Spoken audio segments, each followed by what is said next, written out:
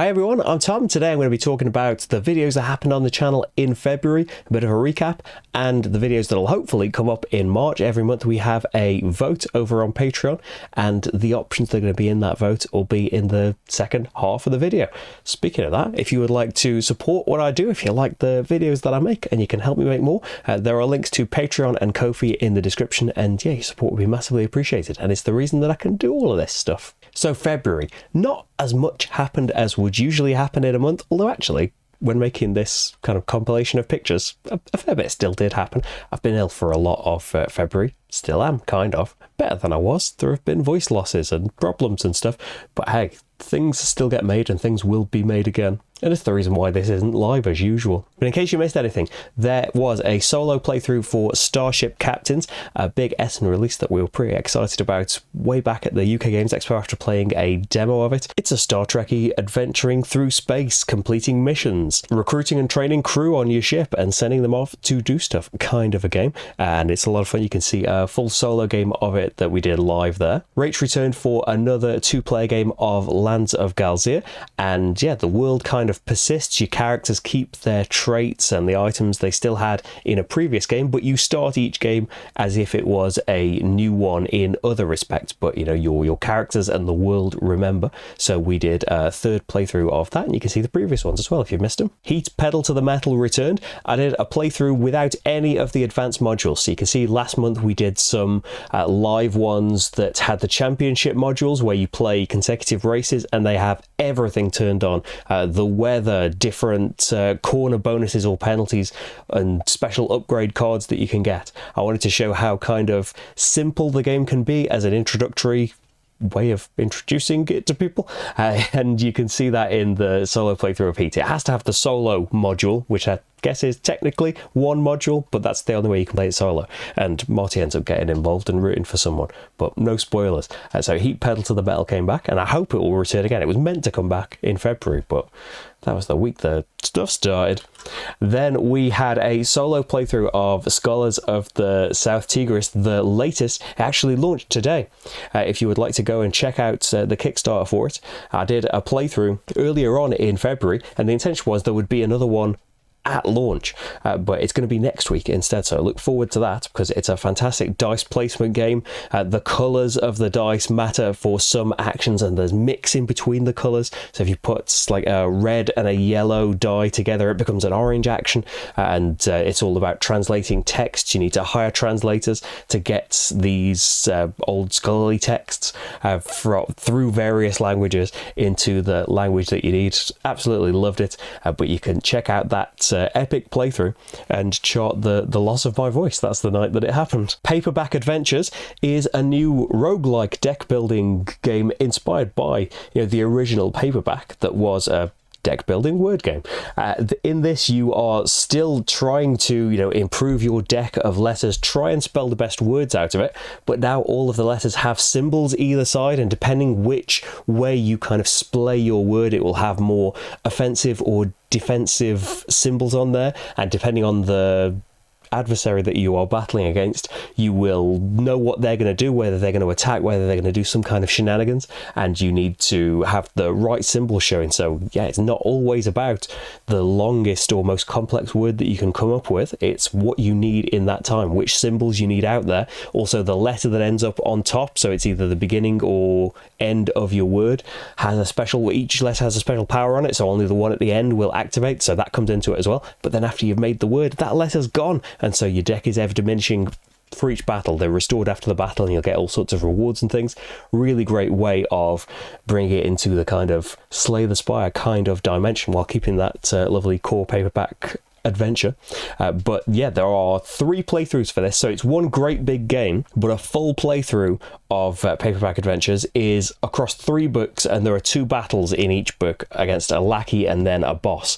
So there are 3 separate videos, and I don't know if I put Yeah, I put all the pictures in there. They came out in separate weeks, but yeah, you can now see the full adventure. And I want to return as well because there are 3 character packs. So you need the core box no matter what for Paperback Adventures, but then there are 3 different character packs. So I've played with Ex Machina, but there is also, is it Damsel and Plot Hook? And yeah, I'd like to return if you'd like to see some more Paperback Adventures, but a full playthrough is now up. Then we had an overview for Crystal Age, which is a competitive or cooperative or solo game of roaming around battling monsters, and then when you defeat them you get to use their abilities to improve your character. So the things that once worked against you, that were so tough to fight, are now working for you for the rest of the game. And the aim of the game is, in competitive, you want to get into the middle and control the corruption.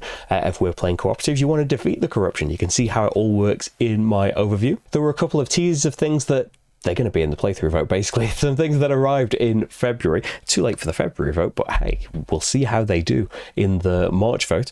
Oranienburger Kanal, which is the latest very Euro-y, meaty Uwe Rosenberg game, and also the re-implementation, the streamlined successor to Eon's End, Astro Knights. So you can see me kind of unbox them and have a bit of a chat as well, because there haven't been as many live streams. It's nice to get back and chat. Looking forward to doing the next recap live and chatting about stuff as well.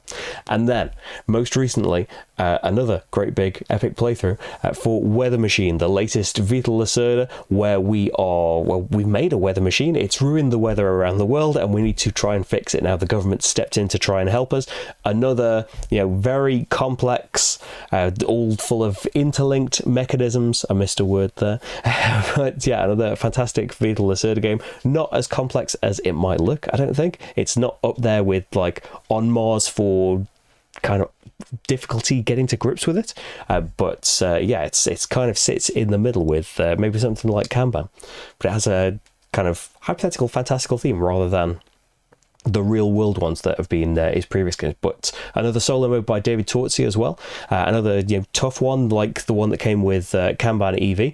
Not so difficult to get to grips with in itself, but very difficult to do well in, and difficult to avoid the auto loss mechanism as well.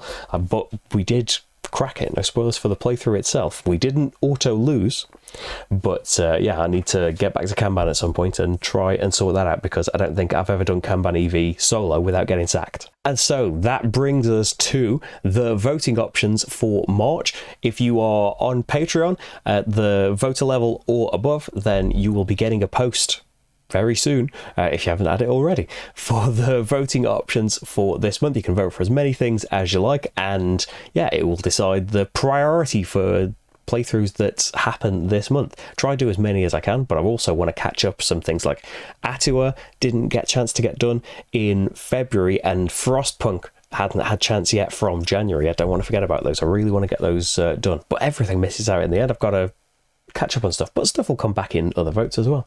Time's a big circle in it.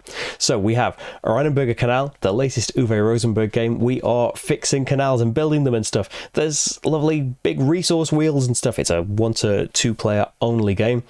Tons of kind of separate decks of cards in this. You'll only use 1 in a game, so hopefully we're going to really love this and want to do a load of revisits. Do you want to see the latest big meaty Uwe Rosenberg? Because I really do. Astro Knights, repeating myself now, the streamlined successor to Eon's End, with a bit of a different way of doing things. Rather than having separate piles for each type of card in the market, there are decks formed of different types of cards and separated into different costs.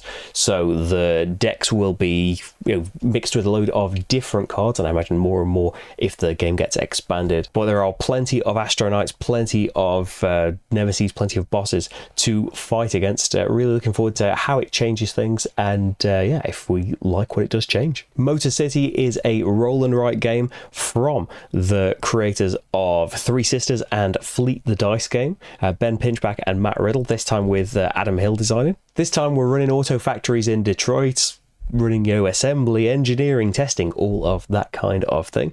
Really enjoyed Three Sisters and hear great things about Fleet the Dice game. I'll get to it one day if I can get hold of a copy of it. So really looking forward to Motor City. 10 Penny Parks from Thunderworks Games. It looks beautiful. It is the theme is the theme parks. That's pretty much all I need. But from what I've seen, it is a lovely tile laying game using some lovely polyominoes to attract people into our theme parks. And also, Cartographers Heroes. Heard loads of great things about Cartographers as well as a flip and fill game. Competitively, I think the kind of disasters and stuff put me off originally, but like I think there are variants that you can play, and you can just play with solo rules to avoid all of that kind of stuff. But Cartographers Heroes is like a standalone expansion box, so I've got that. I have got some map packs as well, so yeah, I'd really like to get into it and see what I've been missing out on. Would you like to see some Cartographers Heroes? Fortune and Glory is an older game that I picked up secondhand a few months ago and still haven't gotten around to. That's how things end up in the votes sometimes. But this is a game kind of Indiana Jonesing around the world, finding artifacts and stuff. It is a very kind of, you know, intentionally B-movie, Ameritrashy kind of experience from what I understand. It's one of those games that I always remember looking up and seeing in our game shop when it was around, and it kind of being too big, maybe intimidating, probably expensive to give a go, and then it all disappeared. So yeah, I've been looking forward to seeing what it was all about and seeing if we can just have a laugh with it, really. And then, thanks to other things, upcoming games, recent streams that we've done, I've been thinking about some stuff I'd really like to give another go. I do feel like sometimes, like, the same old things cycle around when I put these things to vote. So if there's something something else you'd like to see me do or see me revisit, let me know. But I do get really excited about some of these things, particularly the Gallerist. It is still, after everything, as much as I love all of the others, it's my favourite solo Vital Lacerda game. Love the look of it, love the really simple solo system, and really love making my art gallery, trying to be a master gallerist. We'd like to see that make its kind of yearly return. Not many games get a chance to keep coming back like this, but yeah, maybe the Gallerist will. Or, as I said earlier, I've never completed Kanban EV, so well, I have played full games of it, but I've just had to kind of ignore the auto loss where you get sacked at a certain point.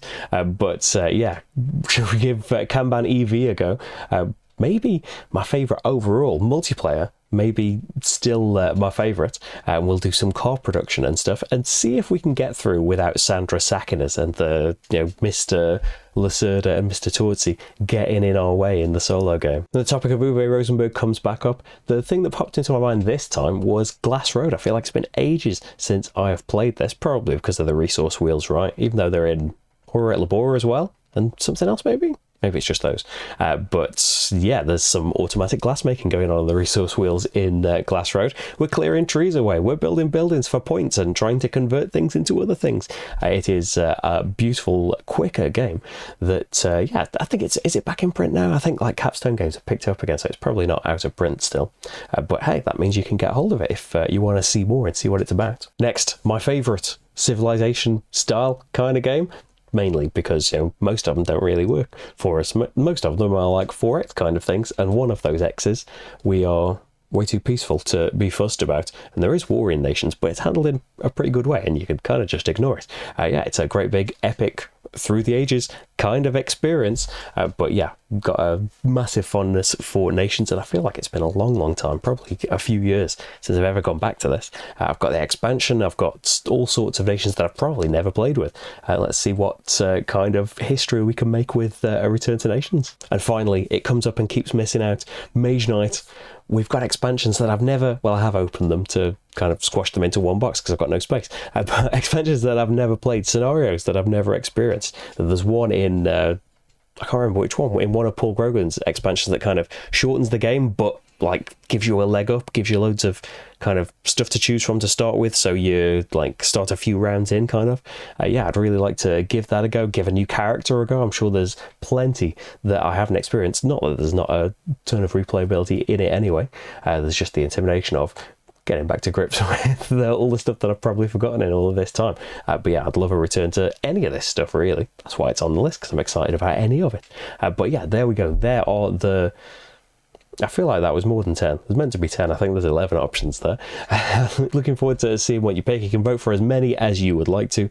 And yeah, I'll get as many done as I can, really, as time allows. And there will be other stuff appearing. As I said, there'll be a return to Scholars of the South Tigris, and there will be some other Kickstarter things popping up throughout March as well. So looking forward to all of that. The vote post will be going up very shortly if it hasn't already. Thank you so much, everyone, for your support and for bearing with me. Well, there's a bit of a cut down in February, but hopefully all of that is behind us now, and we'll get back to Scholars, Atua, all sorts of stuff next week. Fingers crossed. Thanks, everyone, and see you for the next game. Bye.